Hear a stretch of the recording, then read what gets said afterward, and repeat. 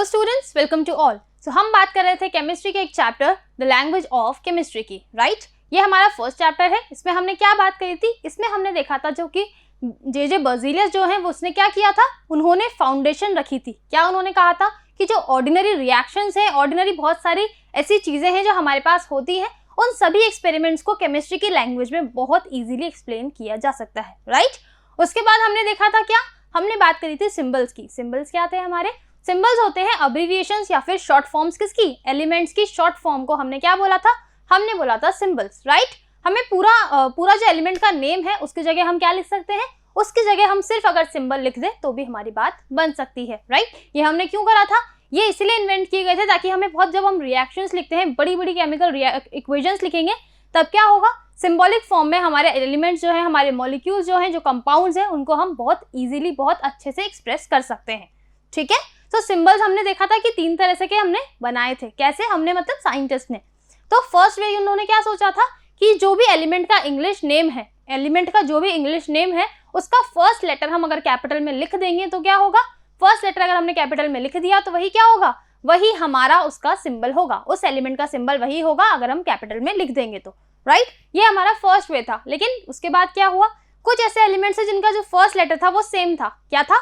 First letter उनका same था। तो अब क्या करें? तो उसी के लिए उन्होंने नेक्स्ट वे निकाला। सेकंड मेथड था, जो क्या था, सेकंड मेथड में उन्होंने क्या बताया, उन्होंने हमें बताया कि हमने फर्स्ट लेटर तो कैपिटल लिखा है, उसके अलावा कोई भी एक और लेटर हम उसके साथ ज्वाइन करके लिख देंगे, वही उसका क्या हो जाएगा, सिंबल्स हो जाएंगे। यहाँ हमने बात करी थी एलिमेंट्स के इंग्लिश नेम्स की। किसकी बात करी थी? एलिमेंट के इंग्लिश नेम्स की सिर्फ हमने यहाँ पर बात करी थी, राइट। फर्स्ट मेथड में हमने सिर्फ फर्स्ट लेटर लिखा कैपिटल में, सेकंड मेथड में हमने फर्स्ट लेटर कैपिटल में तो लिखा, उसके साथ एक और हमने क्या करा, एक और लेटर को लिख दिया। मतलब 2 लेटर से हमने क्या बनाया, सिंबल बनाया। उसमें हमने देखा था जैसे हीलियम होता है, हीलियम का सिंबल क्या है, He। क्या है? He। वैसे ही नियॉन होता है, उसका सिंबल क्या है, Ne। और क्या होता है, हमारा आर्गन गैस होती है, आर्गन का क्या होगा, Ar। तो उन्होंने क्या किया, बहुत सारे उसका सिंबल्स बना के क्या लिखा, बहुत सारे एलिमेंट्स का उन्होंने इंग्लिश नेम को एक फर्स्ट लेटर के साथ एक और स्मॉल लेटर ले लिया, राइट, और उसको ज्वाइन करके लिख दिया, वही क्या था, उनका सिंबल हो गया। अब फिर भी कुछ एलिमेंट्स ऐसे थे जिनकी सिंबल्स नहीं दे पाए, तो हमने क्या किया, हमने थर्ड वे निकाला। थर्ड वे क्या था? थर्ड मेथड में हमने इंग्लिश नेम्स की जगह उनके लैटिन नेम्स को लिया था। किनको लिया था? लैटिन नेम्स को हमने लिया था। उन लैटिन नेम्स का हमने क्या किया, लैटिन नेम्स में हमारे जो दोनों फॉर्मूले थे, दोनों स्टार्टिंग के मेथड से हमने वो दोनों लगाए। लैटिन नेम का फर्स्ट कैपिटल लेटर हमने लिया और एक और कोई भी स्मॉल लेटर उसमें से लिया। लेकिन इस बार हमने इंग्लिश नेम्स की जगह कौन से नेम लिए, हमने लिए थे लैटिन नेम्स। जैसे सोडियम का हमने क्या लिखा था, सोडियम का लैटिन नेम होता है नेट्रियम। क्या होता है? नेट्रियम। तो सोडियम का सिंबल हमने क्या लिखा, सोडियम का सिंबल हमने लिखा Na, राइट। तो ये हमारे 3 तरह के मेथड से सिंबल्स को लिखने के। आज हम बात करने वाले हैं फॉर्मूलेज की, कंपाउंड्स की। मतलब कभी भी क्या होता है, जो भी एलिमेंट्स होते हैं वो ज्यादातर एलिमेंट इंडिपेंडेंटली अकर नहीं करते, मतलब सिंगल फॉर्म में हमें नहीं मिलेंगे, हमेशा तो किसी कंपाउंड के साथ होंगे या फिर खुद का ही मॉलिक्यूल फॉर्म में होंगे, राइट। सिंगल एलिमेंट मिलना, एक ही एटम मिलना किसी एलिमेंट का बहुत ज्यादा इंपॉसिबल सी बात होती है। सो आज हम देखेंगे उनके फॉर्मूलेज के बारे में, कंपाउंड उनके कैसे बनते हैं, वैलेंसीज के बारे में भी हम डिस्कस करेंगे, ठीक है। सो आज का लेक्चर स्टार्ट करते हैं। सी फॉर्मूले, atoms usually do not exist independently, they generally combine among themselves to form molecules। ये क्या होते हैं? अभी मैंने आपको बताया ये अकेले इंडिपेंडेंटली अकर नहीं करते हैं, तो इनके लिए क्या रिक्वायरमेंट है, इनके लिए नीड होती है कि क्या फॉर्म करते हैं, ये मॉलिक्यूल्स फॉर्म करते हैं। क्या फॉर्म करेंगे? मॉलिक्यूल्स फॉर्म करेंगे। जैसे हाइड्रोजन की हम बात करें तो हाइड्रोजन H की फॉर्म में कभी नहीं मिलेगा। हाइड्रोजन हमें कैसा मिलेगा? हाइड्रोजन हमें मिलेगा H2 की फॉर्म में। कैसी फॉर्म में? H2 की फॉर्म में। तो ये H2 क्या है? ये हाइड्रोजन का मॉलिक्यूल है। क्या है?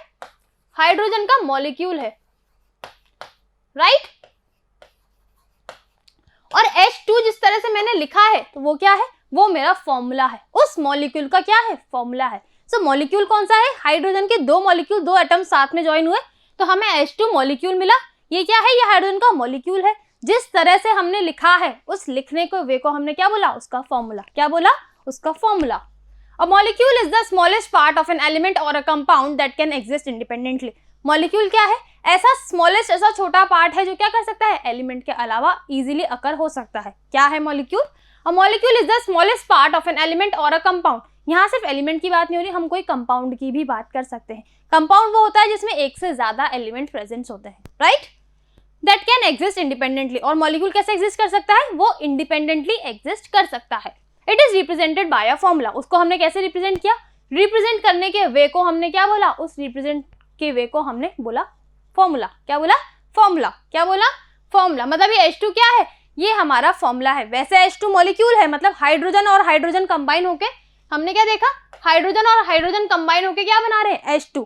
तो H2 जो बना वो तो है तो मॉलिक्यूल, लेकिन जैसे हमने उसको लिखा है H और नीचे से न्यूमरल सब्स्टिट्यूट की फॉर्म में 2, तो वो हमारा क्या है, वो हमारा हुआ फॉर्मूला। क्या हुआ, फॉर्मूला। क्लियर। नेक्स्ट देखते हैं, the formula of a molecule gives the numbers of atom of the same or different element present in the molecule. ये हमें क्या देगा, फॉर्मूला ऑफ अ मॉलिक्यूल हमें क्या देगा, ये हमें बताएगा कि उस पर्टिकुलर एलिमेंट के या उस पर्टिकुलर कंपाउंड के कितने जो है हमारे पास नंबर ऑफ एटम प्रेजेंट है। H2 से हमें क्या पता लगा कि यहाँ पे कितने H है, यहाँ पे 2 हाइड्रोजन कंबाइन हुए हैं। हमने देखा होगा O3, O3 क्या होता है, ओजोन को हम बोलते हैं O3। तो इससे क्या पता चलता है, इससे पता चलता है कि ऑक्सीजन के कितने एटम्स प्रेजेंट है, यहाँ पे ऑक्सीजन के 3 एटम प्रेजेंट है। कितने एटम प्रेजेंट है, 3 एटम प्रेजेंट है। सपोज अब एक कंपाउंड की बात कर लेते हैं, जैसे सपोज हमने लिखा ZnCl2, क्या लिखा, ZnCl2। सो Zn के कितने हैं, यहाँ पे कितने एटम्स हैं, यहाँ पे Zn के 1 एटम है, और क्लोरीन का कितना है, क्लोरीन के यहाँ पे 2 एटम्स है। कितने हैं, क्लोरीन के यहाँ पर 2 एटम्स है। समझ आया आपको। तो ये जो भी हमें नंबर्स मिलते हैं फॉर्मूला लिखने पर, वो नंबर हमें बताते हैं कि वो वाला एलिमेंट कितने एटम्स प्रेजेंट है, उस एलिमेंट के कितने एटम्स प्रेजेंट है, ये हमें कैसे पता लगेगा, ये हम जब फॉर्मूला लिखेंगे कुछ इस तरह का, या ऐसा भी मान सकते हैं। तो जब हम ये फॉर्मूला लिखते हैं तब हमें पता लगेगा क्या, तब हमें पता लगेगा कि उस पर्टिकुलर एलिमेंट के या पर्टिकुलर कंपाउंड के कितने एटम्स हमारे पास कंबाइन हुए हैं। क्लियर। चलिए आगे चलते हैं। When an atom of an element combines with another atom of the same element, a molecule of the element is formed. अब यहाँ पे क्या बात करें, हम ऑलरेडी देख चुके हैं। वैसे यहाँ क्या हो रहा है, एलिमेंट के साथ कौन कंबाइन कर रहा है, सेम एलिमेंट। कौन कंबाइन कर रहा है, जो एलिमेंट है उसके साथ उसका ही सेम एलिमेंट कंबाइन कर रहा है। सपोज हमने ऐसा भी देखा था H और H, जिसका हमने क्या देखा, हमने वो देखा किसका क्या बना, H2। क्या बना, H2। तो ये क्या है, ये मॉलिक्यूल बना किसका, molecule of the element is form. इस ये कौन सा एलिमेंट है, ये हमारे पास हाइड्रोजन एलिमेंट है। कौन सा एलिमेंट है, हाइड्रोजन एलिमेंट है, राइट। तो ये क्या बना, ये हाइड्रोजन का मॉलिक्यूल बना। क्या बना, हाइड्रोजन का मॉलिक्यूल बना। समझ आया आपको, बहुत सिंपल है ये बात। अगर सेम एटम के सेम एलिमेंट के एटम्स कंबाइन हो रहे हैं तो वो किसका मॉलिक्यूल होगा, वो उसी एलिमेंट का मॉलिक्यूल होगा। क्लियर। चलिए एक और चीज इसके आगे देखते हैं जिससे आपको और अच्छे से क्लियर होगा। पहले यहाँ पे इन्होंने एक एग्जाम्पल दिया है, देख लेते हैं क्या है। For example 2 atoms of hydrogen combine to form molecule of hydrogen. ये हमने अभी देखा, 2 हमने क्या लिए, 2 हमने हाइड्रोजन एलिमेंट के एटम्स लिए और उनको कंबाइन करके हमने क्या बनाया, हाइड्रोजन बनाया। क्या बनाया, हाइड्रोजन मतलब H2 बनाया। मॉलिक्यूल ऑफ हाइड्रोजन मतलब क्या था, हमारा H2 फॉर्म हुआ था। क्या फॉर्म हुआ था, H2 फॉर्म हुआ था। The formula of hydrogen is H2। यहाँ पे रिटर्न है, देख सकते हैं आप लोग। 2 being the subscript for showing the number of H atoms in the molecule। जो 2 है वो क्या हमें शो कर रहा है, जो H के नीचे हमने 2 लिखा है छोटा सा, वो हमें क्या शो कर रहा है, वो हमें शो कर रहा है कि यहाँ पे H के कितने एटम्स हैं, हाइड्रोजन के 2 एटम्स कंबाइन हुए हैं। कितने एटम्स कंबाइन हुए हैं, 2 एटम्स कंबाइन हुए हैं। Similarly molecules of nitrogen, oxygen, fluorine, chlorine, bromine and iodine contain 2 atoms of the element. इन सब का भी ऐसा ही फॉर्मूला बनता है। ये सब जो भी हमने यहाँ से यहाँ तक देखे, nitrogen, oxygen, fluorine, chlorine, bromine, इन सब का भी वैसा ही सेम टू सेम मॉलिक्यूल बनेगा जैसे H2 का बनता है। जैसे कि सो दे आर रिप्रेजेंटेड है। तो हम नाइट्रोजन को जब मिलाएंगे, जब एक N और एक और N मिलेगा तो क्या बनेगा, तो N2 बनेगा। क्या बनेगा, N2 बनेगा। मतलब यहाँ पे नाइट्रोजन के कितने एटम्स कंबाइन हुए, यहाँ पर नाइट्रोजन के 2 एटम्स कंबाइन हुए। सेम ऑक्सीजन के लिए हम बात करेंगे तो O2 बनेगा, फ्लोरीन के लिए F2, क्लोरीन के लिए Cl2, ब्रोमीन के लिए Br2 एंड आयोडीन के लिए I2। राइट। ये सब ऐसे हैं जिनके 2 एटम्स कंबाइन होते ही क्या बनाते हैं, ये एक मॉलिक्यूल बना लेते हैं। As these molecules have 2 atoms of the element, they are said to be diatomic। अब एक और चीज, जहां पर जो सिर्फ सिंगल एटम में प्रेजेंट था, सिंगल एटम जिसका एलिमेंट का था, वो क्या होते हैं, वो हमारे मोनो एटॉमिक होते हैं। मोनोटॉमिक मतलब, मोनो मतलब क्या होता है, मोनो मतलब होता है हमारा सिंगल। क्या होता है, मोनो मतलब होगा हमारा सिंगल। और एटॉमिक मीन्स क्या होता है, एटॉमिक का मतलब होता है कि उसमें एटम कितने हैं। क्या मतलब होगा एटॉमिक का, कि उसमें एटम्स कितने हैं। नंबर ऑफ एटम्स अपन इसको मान सकते हैं। क्या मान सकते हैं, नंबर ऑफ एटम्स हम उसको मान सकते हैं, राइट। सो मोनोएटॉमिक मीन्स क्या होगा, जिसमें सिर्फ एक ही एटम प्रेजेंट होगा। ऐसा एलिमेंट जो कि सिंगल एटम की फॉर्म में प्रेजेंट होता है वो क्या होगा, वो हमारा मोनोएटॉमिक होगा। क्या होगा, मोनोएटॉमिक होगा। सेम यहाँ पर कैसे है, यहाँ पे सब लोग 2 2 के सब्स्टिट्यूट में प्रेजेंट है, मतलब 2 2 मॉलिक्यूल मिला के सब साथ में आए हैं, मॉलिक्यूल बनाए हैं, तो इसलिए इनको क्या बोला, इसलिए हमने इसे बोला डायटोमिक। क्या बोला, डायटोमिक। डाय मतलब क्या होता है, डाय मतलब होता है 2, एटॉमिक मतलब 2 एटम से मिलके ये बना है। समझ आया। तो जहां पर भी न्यूमरल सब्स्टिट्यूट में 2 रिटर्न होगा, इसका मतलब क्या है कि वो डायटोमिक फॉर्म में है। किस फॉर्म में है, डायटोमिक फॉर्म में है।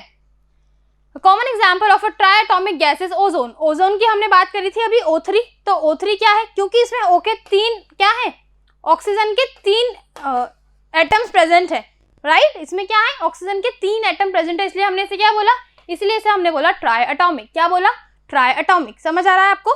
हम क्या बात कर रहे हैं, जितने नंबर ऑफ एटम्स प्रेजेंट होंगे उसके अकॉर्डिंग उनका नाम होगा। अगर 2 है सब्स्टिट्यूट में तो डायटोमिक होगा, 1 है तो मोनोएटॉमिक होगा, 3 है तो ट्राइएटॉमिक होगा, राइट। 3 से ज्यादा है तो वो पॉलीएटॉमिक आप कह सकते हैं।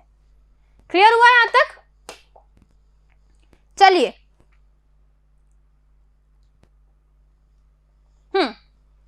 There are a few highly inactive gases present in very small amount in the air. अब हम बात करने वाले हैं कुछ ऐसी गैसेस की जो कि हमारी एयर में प्रेजेंट है, लेकिन वो कैसी होंगी, वो हमारे पास मोनोएटॉमिक फॉर्म में है। कैसी फॉर्म में है, मोनोएटॉमिक मतलब सिंगल एटम के साथ भी वो हमारी जो एनवायरमेंट है एटमॉस्फेयर में एग्जिस्ट कर सकती हैं। ठीक है, कौन सी गैसेस है आइए देख लेते हैं। These gases we are helium. First कौन सी है, हीलियम, नियॉन, आर्गन, क्रिप्टन। ये क्या है, ये सारी हमारी नोबल गैसेस हैं। क्या है, नोबल या फिर इनर्ट गैसेस भी इन्हें कहा जाता है। ये क्या है सारी, ये सारी नोबल गैसेस हैं या फिर इनर्ट गैसेस हैं। ठीक है, ये कहाँ प्रेजेंट है, हमारे एटमॉस्फेयर में ये प्रेजेंट होती है। Molecule of a noble gas contains only 1 atom of the element. इसमें क्या होगा, सिर्फ एक एटम प्रेजेंट होगा। कितना, एक एटम होगा। मतलब अगर हम बात करें हीलियम की, सपोज हमने हीलियम की बात करी, तो कभी भी He2 नहीं होगा या He3 भी नहीं होगा। तो मतलब इसका मतलब क्या है, हमेशा He जो है वो He की फॉर्म में ही रहेगा, राइट। इसमें हम नीचे जो सबस्ट्रेट लगा रहे हैं 1 2 3 वो नहीं लगेंगे, He का सिर्फ एक ही मॉलिक्यूल होगा।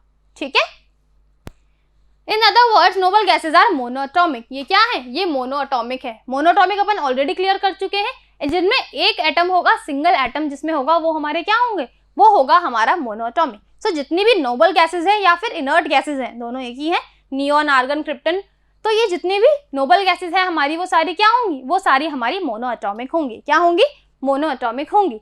सो the formula of a noble gas is the same as its symbol. So अगर हम बोलें कि हीलियम का फॉर्मूला क्या है, तो हीलियम का जो फॉर्मूला होगा हमारे पास वो क्या होगा, वो He होगा। क्या होगा, He होगा। और सिंबल भी इसका क्या है, सिंबल भी इसका क्या होगा, He ही होगा। मतलब इसका फॉर्मूला और इसका सिंबल दोनों क्या होंगे, दोनों ही हमारे पास सेम होंगे। किसकी बात कर रहे हैं हम बात कर रहे हैं नोबल गैसेस की। किसकी बात कर रहे हैं, नोबल गैसेस की। तो हमें क्या ध्यान में रखना है, नोबल गैसेस हमेशा मोनोएटॉमिक होगी, मतलब उनका सिंबल और उनका फॉर्मूला दोनों सेम होगा। यहां तक बात समझ आई। ठीक है, आगे चलते हैं।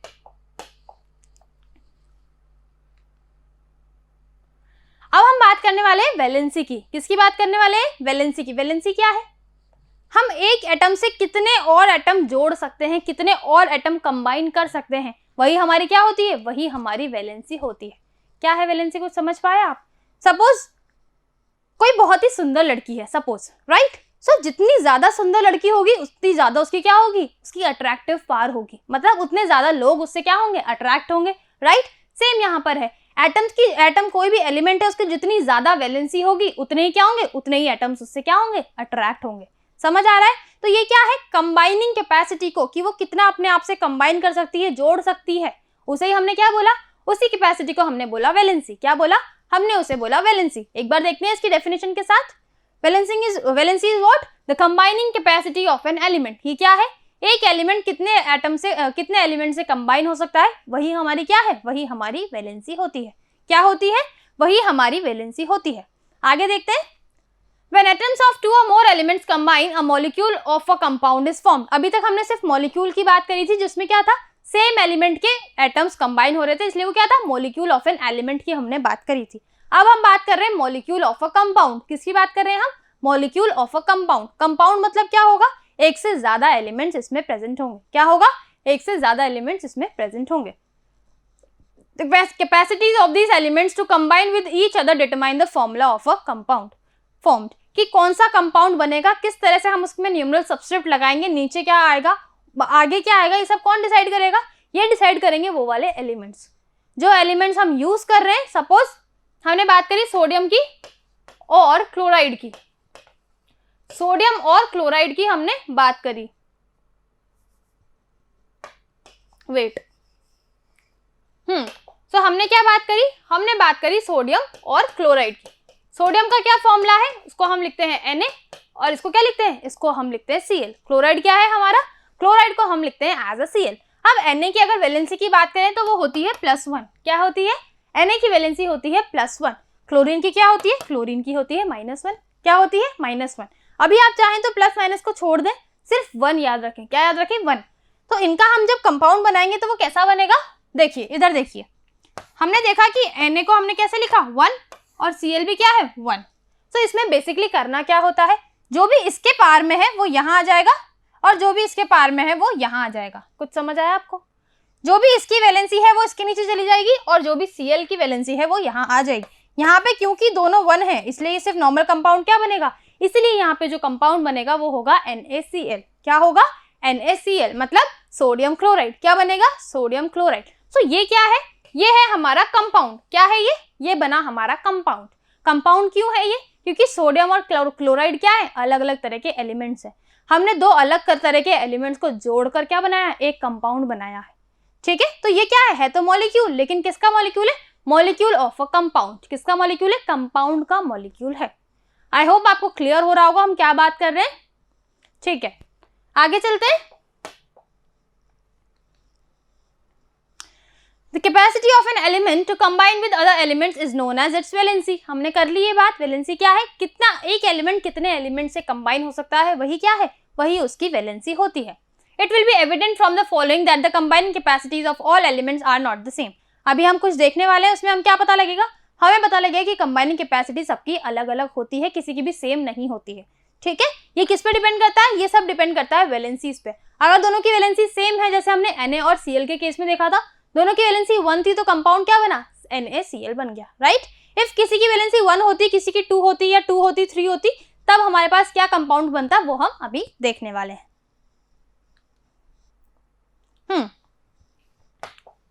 One atom of chlorine combines with one atom of hydrogen to form molecule of hydrogen chloride। क्या हो रहा है यहाँ पे? मैं आपको ऐसे बताते जाती हूँ। एक H है और एक Cl है, दोनों कंबाइन होकर क्या बना रहे हैं? HCl। मतलब एक एटम हमारे पास किसका है? हाइड्रोजन का है, और एक एटम हमारे पास किसका है? क्लोरीन का है। राइट। दोनों ने क्या बनाया? दोनों ने मिलकर बनाया हाइड्रोजन क्लोराइड। क्या बनाया? हाइड्रोजन क्लोराइड, जिसको हम कैसे लिखते हैं? HCl। कैसे लिख रहे हैं इसको हम? इसे हमने लिखा HCl। क्लियर हुआ? नेक्स्ट पॉइंट देखते हैं। One atom of O combines with 2 atoms of H। अब यहाँ पे क्या हो रहा है? एक ऑक्सीजन है और 2 हाइड्रोजन है, मतलब एक तो हाइड्रोजन ऑक्सीजन और एक हाइड्रोजन। राइट। 2 हमारे पास हाइड्रोजन प्रेजेंट है और एक हमारे पास ऑक्सीजन प्रेजेंट है। तो इससे क्या बनेगा? इससे बनेगा हमारा water molecule, that is what? That is H2O। Water को कैसे लिखते हैं हम? वाटर को केमिकल फॉर्मूले की टर्म में हम लिखते हैं H2O। राइट। तो ये सब हम वो चीजें देख रहे हैं जो हमारे बहुत ज्यादा आगे काम आने वाली है। क्लियर? नेक्स्ट पॉइंट देखते हैं। One atom of N combines with 3 atoms of H to form a molecule of ammonia। अब यहाँ क्या हो रहा है? यहाँ पर सिंगल N है जो किससे कंबाइन कर रहा है? H और H से, मतलब अमोनिया क्या कर रहा है? ये क्या हुआ? ये हमारा फॉर्म होगा NH3। सो आपको यहाँ से कुछ समझ आ रहा है, कुछ दिख रहा है कि क्या चेंजेस आ रहे हैं हमारे पास? यहाँ पर जो ऑक्सीजन है उससे कितने एलिमेंट कंबाइन हुए? उससे 2 हाइड्रोजन एटम कंबाइन हुए। कितने? 2 हाइड्रोजन एटम कंबाइन हुए। राइट। नाइट्रोजन से कितने हो रहे? नाइट्रोजन से हमारे पास 3 हाइड्रोजन एटम्स कंबाइन हो रहे। और यहाँ पे क्या हुआ था? हाइड्रोजन से कितने हुए थे? क्लोरीन से हमारा सिर्फ 1 हाइड्रोजन एटम कंबाइन हुआ था। क्या आप कुछ समझ पा रहे हैं कि कंबाइनिंग कैपेसिटी की बात हो रही है? ऐसा नहीं है कि ऑक्सीजन से हम एक और अब चाहे तो हाइड्रोजन लगा दें, इधर भी लगा दें, ऐसा पॉसिबल नहीं है। क्यों पॉसिबल नहीं है? क्योंकि अभी जब हम और वैलेंसीज की बात करेंगे तो आपको क्लियर होगा कि ऐसा क्यों पॉसिबल नहीं है। ठीक है, फिलहाल के आपको सिर्फ इतना समझना है कि हमने क्या किया? ऑक्सीजन के साथ 2 हाइड्रोजन एटम लिए तो हमारा क्या बना? हमारा बना वाटर मॉलिक्यूल। वहीं हमने नाइट्रोजन के साथ 3 हाइड्रोजन मॉलिक्यूल लिए तो हमारा क्या बना? हमारा बना ammonia that is NH3। Clear हुआ? आगे चलते हैं। ये जैसे जैसे हम आगे बढ़ेंगे आपको क्लियर होता जाएगा अपने आप, कोई प्रॉब्लम की बात नहीं है।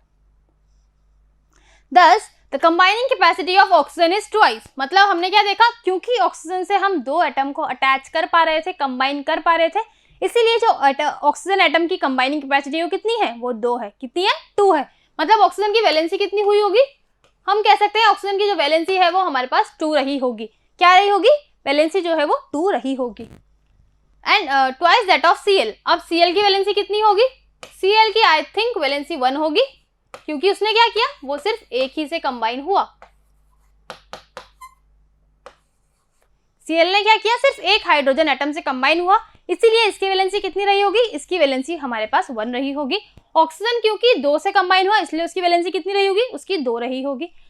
और उसके बाद क्या है, and that of nitrogen is thrice that of Cl। तो नाइट्रोजन की क्योंकि थ्राइस है तो इसकी वैलेंसी कितनी रही होगी, नाइट्रोजन की वैलेंसी हमारी 3 रही होगी। कितनी रही होगी?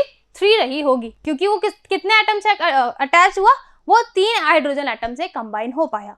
ठीक है, कौन कितने से कंबाइन होगा ये किस पर डिपेंड करता है, ये डिपेंड करता है उसकी कंबाइनिंग कैपेसिटी पे या फिर उसकी वैलेंसी पे। किस पे डिपेंड करेगा? उसकी वैलेंसी पर।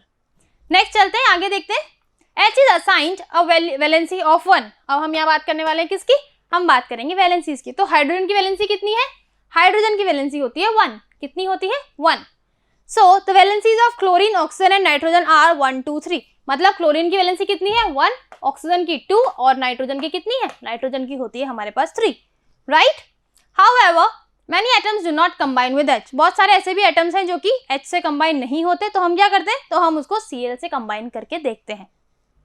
Their valencies are calculated by the number of chlorine atoms they combine with। मतलब कुछ ऐसे एटम्स होते हैं जो हाइड्रोजन से कंबाइन नहीं करते, तो हम क्या करते हैं, क्योंकि हाइड्रोजन और क्लोरीन दोनों की ही वैलेंसी क्या है, दोनों की ही वैलेंसी हमारे पास 1 होती है, इसलिए हम क्या करते हैं, हाइड्रोजन की जगह क्लोरीन का यूज करते हैं उस वैलेंसी को मेजर करने के लिए। Right? Cl atoms they combine with, since Cl and H have the same valency that is 1। क्यों करते हैं ऐसा हम, क्योंकि Cl की भी और H की भी दोनों की वैलेंसी कितनी होती है, दोनों की जो वैलेंसी होती है वो हमारे पास 1 होती है। कितनी होगी? 1 ही दोनों की वैलेंसी होती है। The valency of an element is given by the number of H or Cl atoms that an atom or the element combines with। तो वैलेंसी हम कैसे निकालेंगे, कोई हमारे पास जैसे सपोज ऑक्सीजन है, ये कितने से कंबाइन हो रहा था, 2H से। हमारा नाइट्रोजन किससे कंबाइन हो रहा था, 3H से। अगर हम कार्बन की बात करें तो कार्बन कंबाइन होता है हमारा कार्बन कंबाइन होता है हमारा 4H से। किससे? 4H से। तो इससे हमें क्या पता लगा, कुछ दिख रहा है आपको? इससे हम देख सकते हैं कि ऑक्सीजन की वैलेंसी कितनी रही होगी, ऑक्सीजन की जो वैलेंसी है वो 2 रही होगी। 2 वैलेंसी है तभी तो वो किससे कंबाइन हो रहा है, वो 2H को अपने आप से कनेक्ट कर पा रहा है। राइट? नाइट्रोजन की कितनी वैलेंसी रही होगी, नाइट्रोजन की जो वैलेंसी है वो 3 रही होगी। कितनी रही होगी? 3 रही होगी। और अगर हम कार्बन की बात करें तो कार्बन की वैलेंसी कितनी रही होगी, कार्बन की वैलेंसी हमारे पास 4 रही होगी। मतलब कोई एटम कितने और एटम से कंबाइन हो पा रहा है दूसरे एलिमेंट के एटम से, वही उसकी क्या होती है, वहीं से हम पता लगाते हैं उसकी वैलेंसी। क्या पता करते हैं हम, वहीं से हम देखते हैं उसकी वैलेंसी क्या होगी। यहाँ आप देख सकते हैं। ठीक है, you will learn in higher classes that the valency of an element can be expressed in many ways. आप देखेंगे कि वैलेंसी के जो है अलग अलग तरह से हम उसको एक्सप्रेस कर सकते हैं, समझ सकते हैं, लेकिन आपकी फर्दर क्लासेस में। अभी के लिए आपको सिर्फ इतना ही समझना है कि वो जितनों से कंबाइन हो पा रहा है वही क्या है, वही उसकी वैलेंसी है। और वैलेंसी फिक्स्ड है, मतलब आप अपनी मन से नहीं कर सकते कि ऑक्सीजन के 3 कर दें, 4 कर दें, ऐसा पॉसिबल नहीं है। कुछ ऐसे भी एलिमेंट्स होते हैं जिनकी वैलेंसी चेंज होती है, लेकिन आपको अभी सिर्फ इतना समझना है, जब हम वेरिएबल वैलेंसीज की बात करेंगे तब हम उन पर्टिकुलर एलिमेंट्स को देखेंगे। अभी हम बात कर रहे हैं ऐसे एलिमेंट्स की जिनकी वैलेंसी एक ही होती है, मतलब फिक्स्ड वैलेंसीज जिनकी होती है, हम उन एलिमेंट्स की अभी बात कर रहे हैं। ठीक है, चलिए। Elements with valencies 1, 2, 3 etcetera are said to be monovalent, divalent and trivalent. जैसे हमने एटॉमिक की बात की थी, हमने क्या बात करी थी, मोनोएटॉमिक, डायटॉमिक और ट्राइएटॉमिक की। जितने एटम्स उसमें कंबाइन हो गए मॉलिक्यूल बना रहे थे, वही हमारा क्या था, वही हमारा था मोनोएटॉमिक, डायटॉमिक और ट्राइएटॉमिक। राइट? यहाँ पे क्या है, ऐसे एलिमेंट जिनकी वैलेंसी क्या है, 1 है। ऐसे एलिमेंट जिनकी वैलेंसी क्या है, 1 है, उनको हमने क्या बोला, उन्हें हमने बोला मोनोवैलेंट। क्या बोला, उन एलिमेंट्स को हमने बोला मोनोवैलेंट। ऐसे एलिमेंट जिनकी वैलेंसी कितनी है, 2 है, उनको हमने बोला डाइवेलेंट। हमने क्या बोला उन्हें? हमने उन्हें बोला डाइवेलेंट। और ऐसे एलिमेंट जिनकी वैलेंसी क्या है? 3 है, उनको हमने क्या बोला? उन्हें हमने बोला trivalent, right? And so on. The valencies of some common elements are indicated in table. अब हमें एक टेबल गिवन है जहां पे हम वैलेंसीज को देख सकते हैं। चलिए देखते हैं टेबल क्या है। ये है हमारे मोनोवेलेंट, मतलब जिनकी वैलेंसीज क्या होगी? 1 होगी। जिनकी वैलेंसीज कितनी होगी? 1 होगी। ये है हमारे डाइवेलेंट, जिनकी वैलेंसी क्या होगी? जिनकी वैलेंसी हमारी 2 होगी। क्या होगी? जिनकी वैलेंसी हमारी 2 होगी। ये है हमारे ट्राइवेलेंट, मतलब इनकी वैलेंसी हमारे पास कितनी होगी? 3 होगी। कितनी होगी? 3 होगी। और ये है हमारे टेट्रावेलेंट, मतलब इनकी वैलेंसी कितनी होगी? इनकी वैलेंसी हमारे पास 4 होगी। कितनी होगी? 4 होगी। अब हम बात करते हैं मोनोवेलेंट में कौन कौन से एलिमेंट्स आते हैं, जैसे कि हाइड्रोजन। हाइड्रोजन की वैलेंसी कितनी है? हाइड्रोजन की जो वैलेंसी है वो होती है 1। क्लोरीन की वैलेंसी कितनी है? क्लोरीन की भी वैलेंसी होती है 1। आयोडीन की कितनी है? आयोडीन की भी वैलेंसी होती है 1। सोडियम की भी वैलेंसी है 1। और पोटेशियम की भी वैलेंसी क्या है? इसकी भी वैलेंसी होती है 1। ये सारे वो एलिमेंट्स हैं जिनकी वैलेंसी क्या है? जिनकी वैलेंसी हमारे पास 1 है। अब इनके एक बार सिंबल्स भी मैं आपको बता देती हूँ। हाइड्रोजन को हम लिखते हैं कैपिटल H से, क्लोरीन को हम लिखते हैं Cl से, आयोडीन को हम लिखते हैं कैपिटल I, सोडियम को हम लिखते हैं Na और पोटेशियम को हम लिखते हैं K, कैपिटल K, राइट? तो ये थे इनके सिंबल्स। और ये वो वाले एलिमेंट्स हैं जिनकी वैलेंसी क्या है? जिनकी वैलेंसी हमारे पास 1 होती है। अब हम बात करते हैं उन एलिमेंट्स की जिनकी वैलेंसी क्या है? जिनकी वैलेंसी हमारे पास 2 होगी। मतलब ऐसे एलिमेंट जिन्हें हमने क्या बोला? हमने उन्हें बोला डाइवेलेंट। क्या बोला? डाइवेलेंट। कौन से हैं ऐसे? फर्स्ट है हमारा ऑक्सीजन। क्या है? ऑक्सीजन। तो ऑक्सीजन की वैलेंसी क्या होती है? ऑक्सीजन की जो वैलेंसी होती है वो हमारी होती है 2। ऑक्सीजन की वैलेंसी कितनी है? 2। सल्फर की वैलेंसी भी कितनी होती है? 2। मैग्नीशियम की भी वैलेंसी कितनी होगी? 2। इधर लिख देते हैं इसको। तो मैग्नीशियम की भी वैलेंसी कितनी है? 2। कैल्शियम की भी कितनी है? 2। और जिंक की भी कितनी है? 2। ठीक है, तो ये क्या है? ये डाइवेलेंट एलिमेंट्स है, मतलब इनकी वैलेंसी क्या होगी? इनकी वैलेंसी होगी 2। अब एक चीज आप ढंग से याद रखिए, क्या जब भी हम वैलेंसीज की बात करेंगे तो वो हम कहाँ लिखेंगे? वो हम टॉप पर लिखेंगे। जैसे सपोज ये ए कोई एलिमेंट है तो यहाँ पर उसकी वैलेंसी लिखी जाएगी। कहाँ पर? एलिमेंट के राइट साइड में टॉप पर हम क्या लिखेंगे? वैलेंसीज। और जब हम मॉलिक्यूल्स की बात कर रहे हैं, सपोज H2, तो उसमें हमने क्या किया? कोई एटम है तो उसका मॉलिक्यूल हमें बताना है, तो हम उसका नंबर कहाँ लिखेंगे? राइट साइड में नीचे लिखेंगे। कहाँ लिखेंगे? राइट साइड में नीचे उसका न्यूमरल सब्स्टिट्यूट हम लिखेंगे। तो वैलेंसीज हम जब भी लिखेंगे तो कहाँ लिखेंगे? राइट साइड पर, टॉप पर। ठीक है, राइट साइड पे टॉप पे हम वैलेंसीज को लिखेंगे। और जब हम मॉलिक्यूल लिखेंगे तो हम उसे ऐसे न्यूमरल सब्स्टिट्यूट में नीचे की साइड पर लिखेंगे, राइट साइड में। ठीक है, चलिए अब हम देखते हैं ट्राइवेलेंट क्या है। ऐसे एलिमेंट जिनकी वैलेंसी कितनी है? जिनकी वैलेंसी 3 होती है। जैसे कि नाइट्रोजन की हमारे पास क्या है? नाइट्रोजन की वैलेंसी 3 है। एल्यूमिनियम की भी वैलेंसी हमारे पास क्या होती है? 3 होती है। कार्बन क्या है? कार्बन हमारा होता है टेट्रावेलेंट, मतलब इसकी वैलेंसी कितनी है? इसकी 4 है। वैलेंसी कितनी है इसकी? 4। वैसे ही सिलिकॉन होता है, सिलिकॉन की भी वैलेंसी कितनी होती है? सिलिकॉन की भी वैलेंसी हमारे पास 4 होती है, राइट? एक बार इनके आपके सारे सिंबल्स मैंने लिख दिए हैं, आप देख सकते हैं। नाइट्रोजन का N होता है, एल्यूमिनियम का Al, कार्बन का C और सिलिकॉन का Si, राइट? फर्स्ट लेटर हमेशा कैपिटल आएगा और सेकंड वाला लेटर कैसा आएगा? स्मॉल आएगा। ठीक है, यहाँ आपको सिंबल्स इसलिए लिखे हैं ताकि आपको अगर आप बार बार सिंबल्स की तरफ देखोगे तो आपको ईजी होगा उनको मेमोराइज करने के लिए, राइट? तो अभी आपको सिर्फ इनकी वैलेंसीज लर्न करनी है। कहाँ तक? 1 to 30 तक। 1 to 30 एलिमेंट्स तक आपको क्या लर्न करना है? आपको उनकी वैलेंसीज लर्न करनी है और उनके सिंबल्स लर्न करने हैं, राइट? क्या करना है आपको 1 to 30 तक एलिमेंट्स लिखने हैं। आप कहीं से भी लिख सकते हैं, पीरियोडिक टेबल आप सर्च कर सकते हैं गूगल से, और आपको 1 to 30 तक एलिमेंट सर्च करने हैं, राइट? और आपको क्या लिखनी है? फिर उनको आपको लिखनी है उनके सिंबल्स और उनकी वैलेंसीज। अभी आप छोटी क्लासेस में हैं, यहीं से अगर आप लर्न करना स्टार्ट कर देंगे तो आपके लिए बहुत ईजी होगा आगे जब आप मूव करेंगे फर्दर क्लासेस में, राइट? सो अभी के लिए सिर्फ आप क्योंकि छोटे हैं इसलिए 30 तक के एलिमेंट्स की भी अगर आपको वैलेंसीज पता होंगी तो ये मोर देन इनफ है। ठीक है, चलिए आगे चलते हैं। नेक्स्ट है हमारा, अब हम देखेंगे कि फॉर्मूला कैसे बनाया जाए। जब हमने 2 एलिमेंट्स को हम कंपाउंड हम बना रहे हैं तो वो हम कैसे लिखेंगे। अभी मैंने आपको समझा दिया था वैसे क्रॉस मल्टीप्लाई करके, बट और अच्छे मेथड वाइज हम बात करेंगे अब कि उसका जो फॉर्मूला है हम किसी भी कंपाउंड को फॉर्मूले की टर्म्स में कैसे लिख सकते हैं। ठीक है, आइए देखते हैं।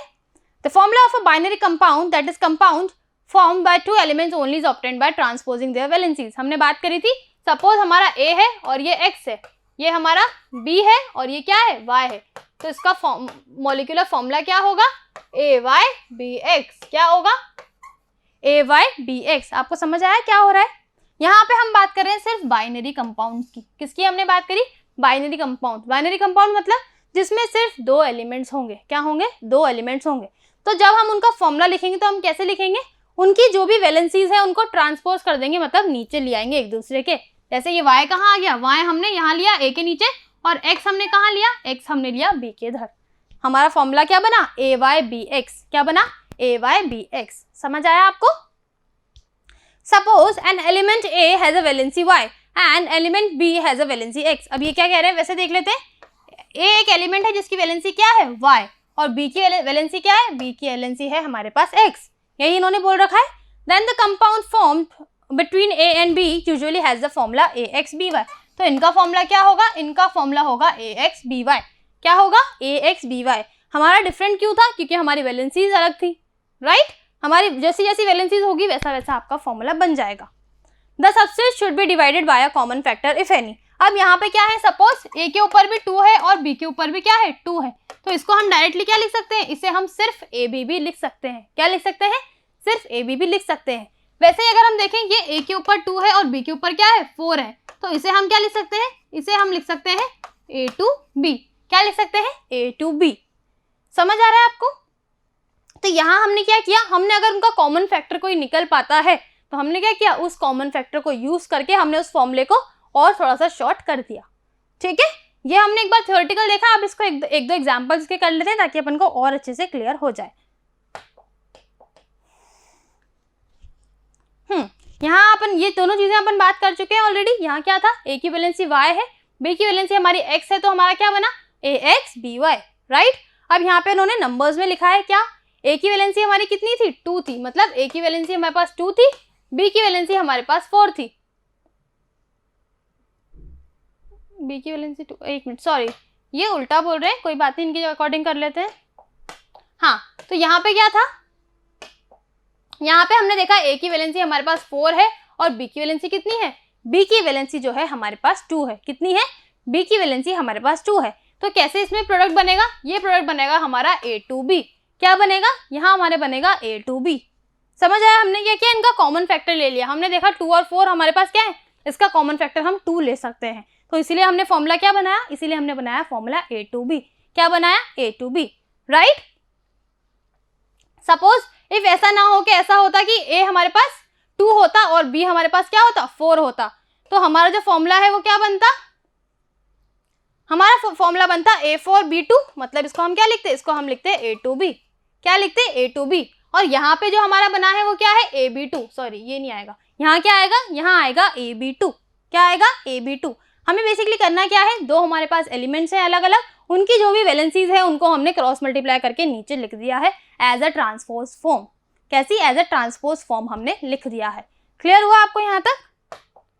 अभी हम और वैलेंसीज की बात करेंगे तो आपको और अच्छे से क्लियर हो जाएगा। There are some exceptions like H2O2। अब अगर केमिस्ट्री है तो जहां भी केमिस्ट्री है वहां एक्सेप्शंस हैं। जब भी हम केमिस्ट्री की बात करते हैं तो क्या होता है, जहां जहां केमिस्ट्री होगी वहां वहां एक्सेप्शंस होंगे। एक्सेप्शंस मतलब क्या होता है, अपवाद, मतलब ऐसी चीजें जो हमने जो लॉज पढ़े, हमने जो रूल्स पढ़े उनको फॉलो नहीं करेंगी, राइट। जैसे कि क्या, जैसे हमारा H2O2। अब H2O2 क्या है, इसे हम कहते हैं हाइड्रोजन परऑक्साइड। क्या कहते हैं, हाइड्रोजन परऑक्साइड। तो यहाँ पे अगर हम देखें तो हमने क्या बोला, अगर हमारे पास कॉमन फैक्टर है तो हम उसको HO लिख सकते हैं। हमने यही देखा अभी कि अगर हमारे पास कहीं पर भी कॉमन फैक्टर अवेलेबल है तो हम क्या कर सकते हैं, हम उसको कट करके और उसको शॉर्ट फॉर्म में लिख सकते हैं। लेकिन यहाँ हम इसे HO जो है वो नहीं लिख सकते। क्यों नहीं लिख सकते, क्योंकि एक तरह का क्या है, ये हमारे पास एक तरह का एक्सेप्शन है। कौन है ये, हाइड्रोजन परऑक्साइड, ठीक है। In which the numeral subscripts are not divided by the common factor. इसमें हमने क्या किया, यहाँ थे तो दोनों 2 लेकिन फिर भी हमने इसको इस फॉर्म में नहीं लिखा। समझ आया, क्लियर हुआ, ठीक है। नेक्स्ट पॉइंट देखते हैं। The formulae of some common compounds are given in the table. अब टेबल देखते हैं कि हमारे पास कौन कौन से फॉर्मूले गिवन हैं। जैसे कि यहाँ देखते हैं, formulae of some common compounds are given below. See, ये क्या है, एलिमेंट्स है जिनकी वैलेंसीज भी यहाँ पे गिवन है। ये ऊपर क्या लिखी हुई है, ऊपर इनकी वैलेंसीज लिखी हुई हैं। इनका फॉर्मूला क्या है और इनके कंपाउंड का नेम क्या है वो हमको यहाँ पर गिवन है, देख लेते हैं। H और O का फॉर्मूला क्या बनता है, इनकी वैलेंसीज कैसी हैं, आपको इधर मैं एक्सप्लेन करती जाती हूँ। जैसे H1 है, O क्या है, हमारे पास O की वैलेंसी 2 है, क्या है, O की वैलेंसी 2 है। सो इसका क्या होगा, क्योंकि हमारे पास यहाँ 2 आ जाएगा और यहाँ 1 चल जाएगा, तो ये कैसे बनेगा, ये हमारा बनेगा H2O। क्या बनेगा, H2O, जिसे हम क्या बोलते हैं, जिसे हम बोलते हैं वाटर। क्या बोलते हैं, जिसे हम लिखते हैं एज अ वाटर। सेम यहाँ पर देखिए, H हमारे पास 1 है, Cl की वैलेंसी भी क्या है, 1 है, क्या है, 1 है, तो इसका फॉर्मूला क्या बनेगा, इसका फॉर्मूला बनेगा HCl। क्या बनेगा, HCl, जिसे हम क्या बोलते हैं, जिसे हम बोलते हैं हाइड्रोजन क्लोराइड। क्या बोलते हैं, हाइड्रोजन क्लोराइड। नेक्स्ट है हमारे पास Na और Cl, क्या है, Na और Cl। Na की वैलेंसी 1 है, Cl की भी 1 है, तो क्या बनेगा, तो हमारा फॉर्म होगा NaCl। क्या फॉर्म होगा, NaCl, क्योंकि दोनों की वैलेंसीज क्या है, 1 1 है, जिसे हम क्या बोलते हैं, NaCl होता है हमारा सोडियम क्लोराइड। क्या होता है, सोडियम क्लोराइड। नीचे हम बात करें तो नीचे क्या है, यहाँ है हमारा मैग्नीशियम और क्लोराइड। तो मैग्नीशियम की वैलेंसी कितनी है, इसकी वैलेंसी है 2, क्लोरीन की कितनी है, 1। तो ये कैसे बनेगा हमारा, Mg लिखेंगे हम और Cl2 लिखेंगे। क्या लिखेंगे, Mg और Cl2। Cl की वैलेंसी 1 थी इसलिए वो Mg के यहाँ आ गया, Mg की वैलेंसी 2 थी इसलिए वो Cl के सबस्क्रिप्ट में चला गया, राइट। ये क्या है हमारा, ये है हमारा मैग्नीशियम क्लोराइड। क्या बना यहाँ पे, यहाँ हमने देखा मैग्नीशियम क्लोराइड। क्लियर हुआ आपको। तो हम क्या कर रहे हैं, हमने 2 तरह के एलिमेंट्स लिए हैं, उनकी वैलेंसीज से हमने क्या बनाया है, फॉर्मूला बनाया है और उनके नेम्स हम यहाँ पे बात कर रहे हैं, ठीक है। क्लियर हुआ यहाँ तक आपको। अब कुछ और भी इन्होंने कंपाउंड दे रखे, अब मैं आपको बता नहीं रही, जब जस्ट आप यहाँ से देख लें और उसका हम केमिकल नेम देख लेंगे। यहाँ पे कैल्शियम है जिसकी वैलेंसी 2 है और क्लोरीन है जिसकी वैलेंसी कितनी है, 1 है। तो हमारे पास क्या मिलेगा, हमारे पास फॉर्मूला मिलेगा CaCl2 और इसका नाम क्या होगा, इसका नेम होगा कैल्शियम क्लोराइड। क्या होगा, कैल्शियम क्लोराइड। यहाँ हमारे पास है नाइट्रोजन और हाइड्रोजन जिसका फॉर्मूला बना NH3। क्या बना, NH3। क्यों बना ये, क्योंकि नाइट्रोजन की जो वैलेंसी है वो कितनी थी, नाइट्रोजन की वैलेंसी हमारे पास 3 होती है, ठीक है। NH3 का क्या नाम है, NH3 का नेम है हमारा अमोनिया। क्या नेम है, इसका नेम है अमोनिया। नेक्स्ट है हमारा MgO। मैग्नीशियम की वैलेंसी होती है 2, ऑक्सीजन की वैलेंसी कितनी होती है, 2। तो हमने क्या बात की थी कि जब भी वैलेंसी सेम होंगी तो क्या होगा, अगर वैलेंसी सेम है तो उनके कॉमन फैक्टर से वो वैलेंसीज कट हो जाएंगी, राइट। तो हमें क्या मिलेगा, हमें मिलेगा MgO। क्या मिलेगा, MgO, जो क्या होता है, वो होता है हमारा मैग्नीशियम ऑक्साइड। क्या होगा, मैग्नीशियम ऑक्साइड। यहाँ है हमारा कैल्शियम ऑक्साइड और यहाँ हमारा कार्बन डाइऑक्साइड। क्या है, कार्बन डाइऑक्साइड। कार्बन डाइऑक्साइड एक बार देख लेते हैं, क्योंकि Ca की वैलेंसी कितनी होती है, 4 और ऑक्सीजन की कितनी होती है, 2। तो ये कैसा बनेगा, C2O4, राइट। और इसलिए इसको हम शॉर्ट में कैसे लिखेंगे, क्योंकि यहाँ पे हमारे पास कॉमन फैक्टर है इसलिए हम इसे लिखेंगे CO2। क्या लिखेंगे, CO2, जो क्या होती है, जो होती है हमारी कार्बन डाइऑक्साइड, जो कि एक तरह की गैस है, हमारे एटमॉस्फेयर में प्रेजेंट होती है, राइट। क्लियर हुआ यहाँ तक सब कुछ। इजी है ये आप जब आप एलिमेंट्स लर्न कर लेंगे तो आपको बहुत इजी पड़ेगा, आपको फॉर्मुलेज बनाना, मॉलिक्यूल्स फॉर्म करना आपके लिए बहुत इजी हो जाएगा। उसके लिए आपको नेम लर्न होने चाहिए, वैलेंसीज लर्न होनी चाहिए, ठीक है। और आगे देखते हैं क्या है। चलिए आज के लिए इतना ही करते हैं, इसके नेक्स्ट लेक्चर में हम आगे इसको कंटिन्यू करेंगे। आज तक हमने क्या किया, एक बार उसे रिवाइज कर लेते हैं।